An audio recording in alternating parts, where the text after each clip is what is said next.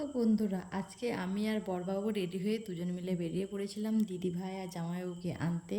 এতে বিষ্ণুপুরে, তারা বিষ্ণুপুর স্টেশনে নামবে। দিদিভাই আর জামাইবাবু অনেকদিন বাদে আমাদের বাড়িতে আবার আসছে, তার জন্য দুজন মিলে বেরিয়ে পড়েছিলাম।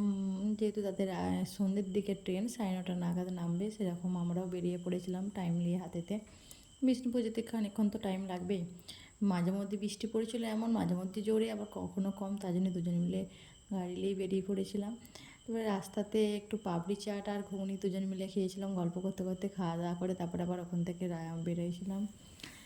দিয়ে হচ্ছে তোমাদের খানিকক্ষণ বাদে, হ্যাঁ, বৃষ্টি এবার এত জোরে বৃষ্টি পড়ছিল, আস্তে আস্তে যেতে অনেকক্ষণই টাইম লেগেছিলো। অনেক দিন বাদে দিদিভাই আবার আসছে, খুবই আনন্দের ব্যাপার, আমার কাছে তো খুবই আনন্দের ব্যাপার। দিদিভাই যাইবো আসলে বাড়িটা আরেকটু হাসি চঞ্চল সব কিছুতেই ভরে থাকে। তারপরে আমরা স্টেশনে পৌঁছে গিয়েছিলাম। স্টেশনে পৌঁছে যে ওখানে আমাদেরকে মোটামুটি 20 মিনিটের মতন দাঁড়িয়ে থাকতে হয়েছিল। এখানে তোমরা দেখতেই পাচ্ছ যে পাশে তোমাদের দাদাভাই সামনে, তারপরে একটা ভাই, তারপরে মেসোমশাই হাঁটছে। আমার বিষ্ণুপুরি মা শাশুড়ির বাড়ি ওখানেই। আমরা যাবো রাত্রেবেলায়, ওখানে রাত্রে ডিনার করে আমরা বাড়ি ফিরবো সবাই মিলে। মাসিমণিদের বাড়িতে নিমন্ত্রণ ছিল আজকে।